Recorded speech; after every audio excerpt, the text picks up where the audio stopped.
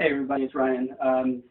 For those of you that know me, I really enjoy making beef jerky, so I'm going to show you really quick my recipe that I use, and it's really, really simple. All we do is we take a London broil, which is basically, it's 2 pounds, very lean, and you really want a lean cut of beef because you know, the fat really doesn't cure very well, so, you know, it can go rancid. So, you know, you can have a piece of meat with any extra fat on it. You want to make sure you trim that off. And the ingredients are really, really simple on this one. You've got soy sauce, Worcestershire, a little bit of liquid smoke, some crushed red pepper, garlic powder, and onion powder. And basically what we're going to do is I've got everything all prepared up. Got the beef sliced, and when you slice your beef, you want to leave it partially frozen, okay? So when it comes out, it's really easy to slice. You want it nice and thin, okay? So what we're going to do is we're going to take a big bowl, and we're going to add our liquids, all right, which is our soy sauce and our Worcestershire. So when we get that all in there, we do a little bit of liquid smoke. This stuff you can get basically at any grocery store. We're going to do 1 tablespoon, or I'm sorry, 1 teaspoon. All right, fill that up. We'll just get it in there. And then as far as the onion powder, we're also going to do 1 teaspoon, okay?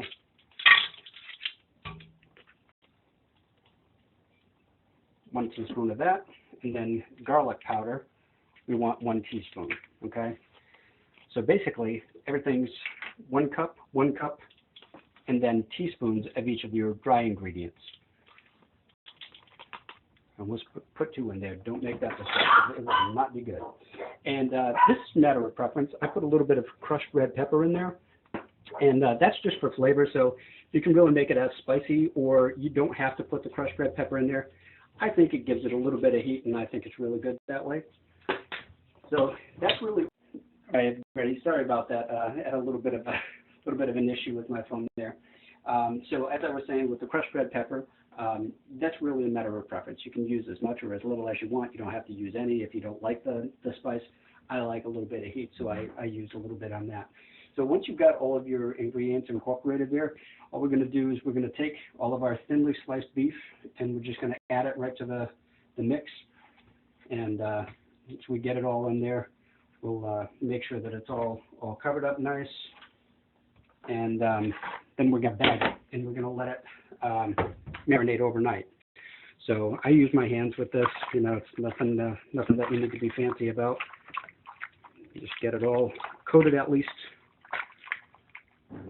and then once you get it into your bags, you'll be able to, you know, really spread it out and, you know, get everything coated nicely.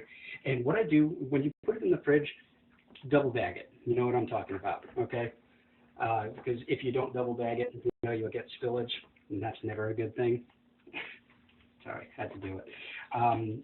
So once we have this all in our bags, we're going to double bag it, leave it in the fridge overnight, and then tomorrow morning, when this is all set, I'll show you how I'm going to skewer it, and I'll show you how we're going to cook it in the oven. All right? So until tomorrow morning, it's going to be awesome. Have a great night. Hey guys, good morning. We're doing part 3 of my How to Make Beef Jerky series. And I just wanted to show you what the last part of the process was. I showed you the marinade and, you know, explained to let it marinate overnight, just like you would really with any nice piece of meat that you're looking to cook. And this is, you know, kind of a crucial part of the process because you really want to dehydrate the meat. You don't want to cook it. And I want to make sure that, you know, that everybody, if you want to try this, that you have your oven set correctly. So what I do is I put it on the warmer section, okay? That gets your oven to about 140 degrees. And, you know, that's key for drying the meat and not cooking it. So normally I'll let this go for about 4 or 5 hours, and you'll be able to tell just by touch and by taste. You know, don't be afraid to grab a piece and see how it goes. That's how I learned in my first batch. And, you know, really it'd take about 4 or 5 hours usually for a 2-pound batch, which is what I made. I want to show you how I lay it out. So when we open the oven here, okay, you'll see I got it hanging. I've used wooden skewers, like shish kebab skewers, and I just, you know, kind of strung it through like beads on a string, all right? And you let it hang down. I've got a little tray down there to catch any drippings. because during the dehydration process you will get some dripping. So make sure you put a tray under there so your wife doesn't kill you or anything like that. Okay, and we've got it pretty well lined up, and I'll tell you folks, this stuff is awesome. I've made many batches in the past, and every time I'm making them, I give them to different folks to try, and the reviews are always excellent. So it's going to be Father's Day tomorrow, so I'm making another batch. I'm going to take some over to Mom's house, and I'm going to save some for myself, a little private stock to enjoy on my own. So that's my last video, folks. Feel free to click like down below if you like these videos, and I'll make more of them. And that's it. Ryan's beef jerky recipe. Enjoy, guys.